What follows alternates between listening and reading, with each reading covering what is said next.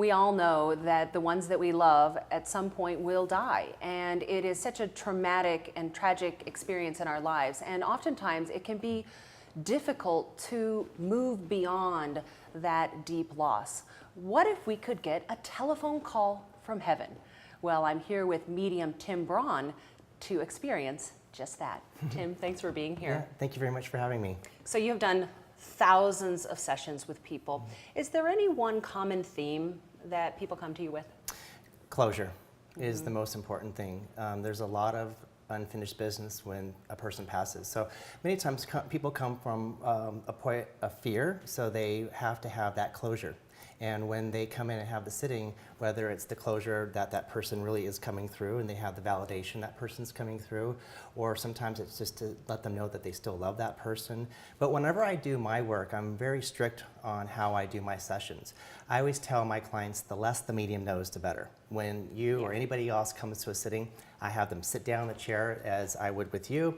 I would just say, I just need your first name only, and I proceed to do my work. When I do my work, the mother's side, come off on the left shoulder.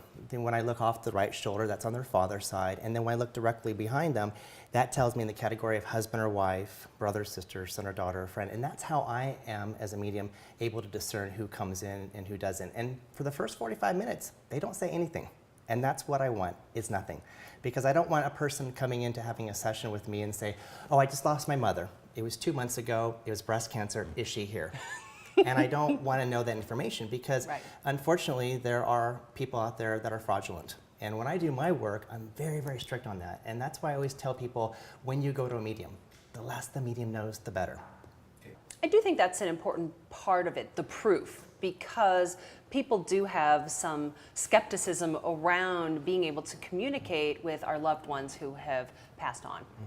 Yeah, I have done over 14,000 individual sittings, and people say, how do you know that you've done over 14,000 individual sittings? Do you have a little ticker taper, in your office? And I'm like, no, I've been doing this for over 18 years, and ever since I started, I've always been 3 weeks to 4 weeks, always solidly booked. And so I've done a lot of sittings. And so when I do my work, I'm such a professional in my work. And so when I sometimes bring through a person off the right shoulder, it could be a father. I'll say, gosh, I really feel it's dad's brother. And then the client sometimes will say, no, I think it's my dad. I'm like, no, let's get the proof. I'm seeing the uniform. I'm seeing the decapitated ankle. I'm seeing more diabetes. That's not my uncle. That's my grandfather. So then we have that proof that that person's coming through. But I always look for the specifics when I do my work in order to give my client the most possible connection to spirit as they can feel. So let's talk about the afterlife. I mean, that's just a big mystery. So as a medium, do you see the library of records? I mean, what does it look like? Well, and that's a very individualistic question, but on average, when a person passes over, within 10 seconds, within the first 10 seconds of passing over, you'll see all the good that you've done and you'll see all the bad, all within 10 seconds. And most of us, mostly all of us, when we pass over, we want to try to fix the bad. And we can say, oh, I gave $1 million to the temple, or I gave $1,000 over here to the church, I did it, I was this, I was this. But we don't focus on that. We focus on the things that we made the mistakes. I hurt that person, I insulted that person. And when we're on spirit side, we want to fix it. So sometimes when people see ghosts, and sometimes people see people in their living room or whatnot, sometimes that is that person really trying to come through and trying to make amends or make some healing. I've seen that happening many, many times. So you raised something that's pretty fun, and about ghosts and hauntings and all of that. Is that real? Yes, it is. Yes, it is. But when I do my work, I always start with a 2-minute meditation, and I always close with a 2-minute meditation. The reason why is I want to put a lot of white light, God's white light. If you don't want to use the word God, you can say spirit. If you don't want to use the word spirit, you can say the word universe. But I put God's white light around the room, so only higher evolved souls come in, like a loving mother, like a good father. I'll tell you one instance, I put that white light around the client. I saw this man coming through, and I went like this, and she goes, are you okay, Tim? And I said, yes, but something doesn't feel right. And she goes, well, you can continue on. Well, I continued on. I got the man's name, how he died, when he died, all within about 3 minutes. And I said, do you mind if I don't continue on with him? She said, yes, I'm fine with that. That was my Uncle Harry, and he molested me when I was a child. And so that's a person who came in that's on a lower level, but that person wanted to say, I'm sorry, wanted to say, I messed up. I don't know what I was thinking. We were able to get that healing across to that client, but I know when there's good energy that's coming in, and I know when there's bad, and when there's bad, I don't let it in. So getting back to your question with ghosts, yes, those are spirits that are around, and they're trying to make contact with us. There's some that are good, there's some that are not so good. So recently, my husband and I were at a haunted hotel, the Crescent Hotel in Eureka Springs, and they took us on the ghost tour, and there were all these different verified hauntings that had happened there. Is that a situation where the best possible practice is to send these spirits to the light, or is it okay to just coexist with the ghost? Both, and it depends on that person. You know, on the Queen Mary, on the Queen Mary, I've been on a ghost tour there, and I was on the tour, and we were walking, and all of a sudden I just stopped, and they said, "Are you okay?" And I said, "Yeah, something doesn't feel right here. Something doesn't feel right." And they said, "Oh, okay." And I said, "No," I said, "There's a kid that was killed right here. This is down below," and the person just stopped. Their mouth dropped, and they says, "We don't put this on the tour because it was very graphic.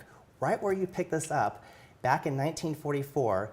The kid was jumping back and forth, showing off to his friends when the watertight doors were closing, and he got crushed there. So getting back to that, getting back to what you were saying with the haunted hotel in Eureka, that's trapped energy. And sometimes that could be a person who loved that ship so much, or loved that hotel so much, or loved the experience before they died, and they stay there. That could be it. So we can have not necessarily the soul there, but residual energy Absolutely. From the experience. Yes, and you're picking that up. So when someone we love dies and we're missing them and we're wanting them to come and visit us, but we feel like they're not near us anymore, what's actually happening? Well, during the first few weeks to the first few months when a person makes their transition, they are wanting to get contact across, I'm okay, this is what's going on, this is who I am. They want to get as much contact as possible. After a few months, per se, they get used to being on spirit side. They get used to their new home. They get used to their new friends. So when you feel that less contact, it's because they're getting more situated on spirit side. So during the first 3 months is when you should get a lot of activity from people. Dreams, the lights flickering, sometimes garage doors start going up and down, and things that can't be explained. Many times that is that person's way of saying, I'm still around, I'm here, I'm okay, don't worry about me. But I want to go on an offshoot with that. When a person passes over, when you kind of have this, I can't go on, I can't go on, I need you, I can't go on, that brings that person down on a lower level. But when you can sometimes fake it until you make it, it's like, gosh, I really am so angry with you that you commit suicide. I'm so angry that you left me, but I sure hope you follow up with, I sure hope that you're meeting up with friends. I sure hope that you're happier. I sure hope that you're in a better space. State your truth, but then follow it up with something more positive, because that will lift their energy up. When our energy is low on a lower level, it pulls the energy down. When our energy is lifted up on a higher level, it lifts them up.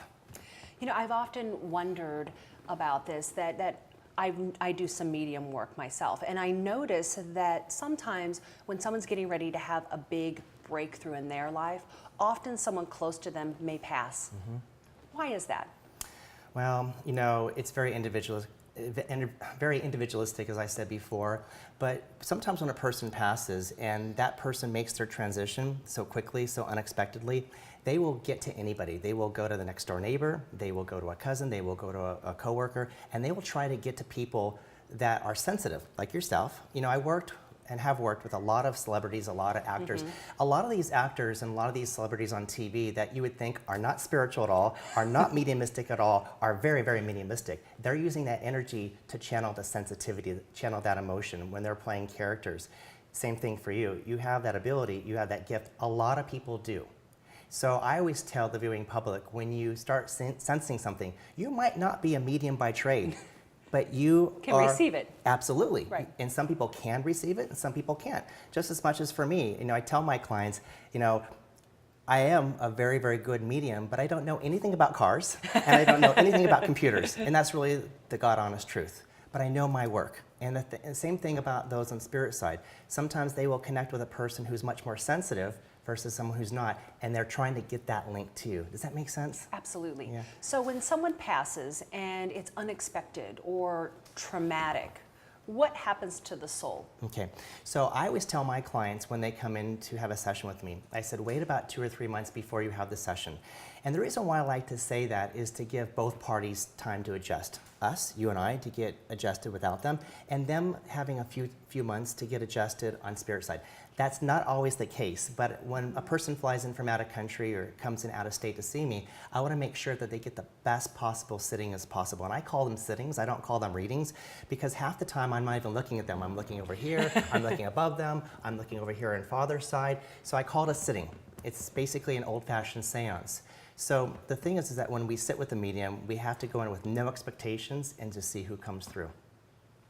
So, but when someone has a trauma, does that trauma make it more difficult for them? I think that people are always wondering, Tim, are they okay? You know, they've died in a painful car accident. Were they in pain?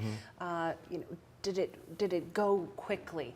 Talk to us a little bit about what you see as a medium, that point of death, especially if it appeared or they wondered if it was painful. Well, in my book, Life and Death, in the very, very first chapter, I have an experience about a person who was in a plane that was in the 9/11 tower. And that person came through with so much validation saying there was absolutely no pain, the lights went off, and they were greeted by their family.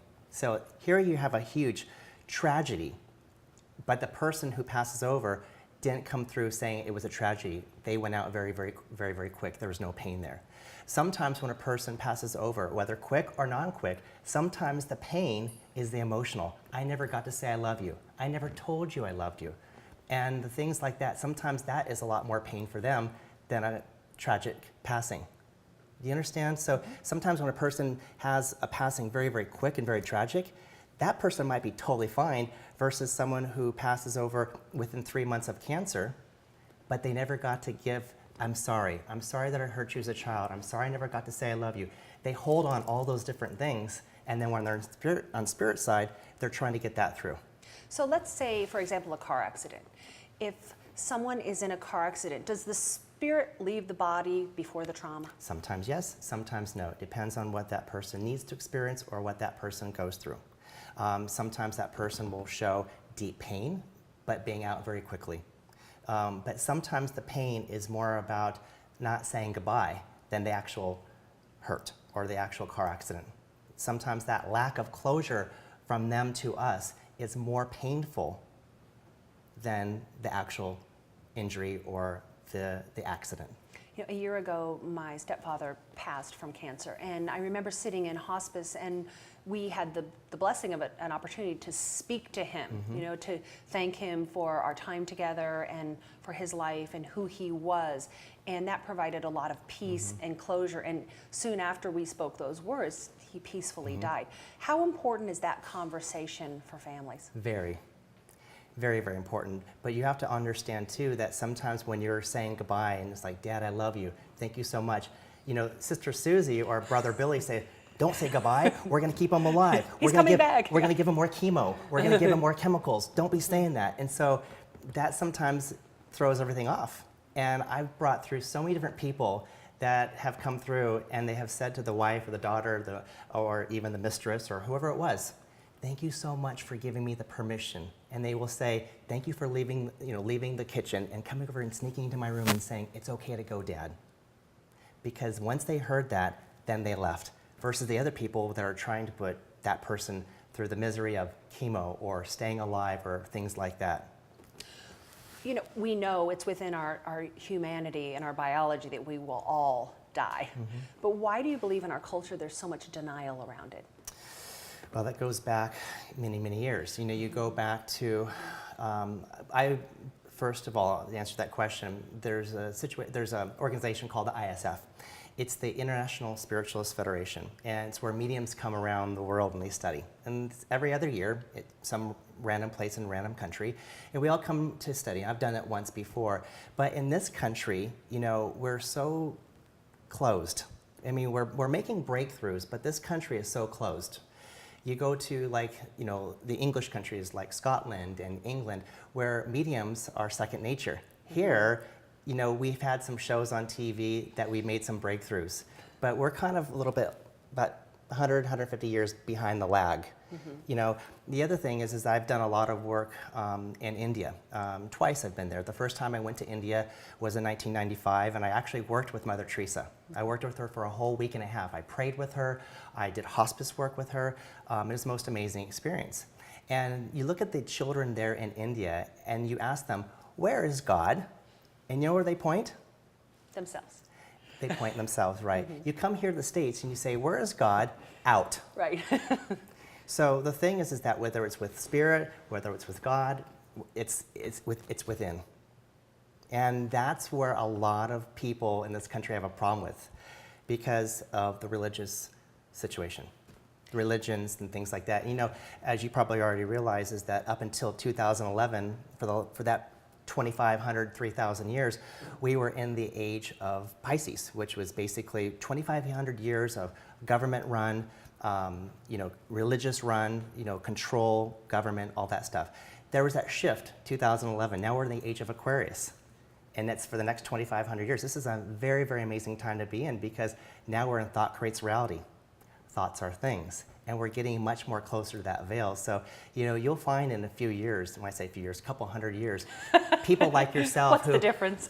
People like yourself that have the mediumistic abilities, it'll be second nature. Right. Oh my God, I just saw your dad. He was just watering the lawn there, you know, but he's been dead for 20 years. And the daughter will say, oh, Mom, you know, I saw Dad yesterday too. Okay, love you. Talk to you later. Right. That'll be in a couple We'll hundred all years. coexist. Yeah. Tim, thank you so much for coming here and sharing. Oh, it's been my with us pleasure. today. This has been fun. Absolutely. Thank you.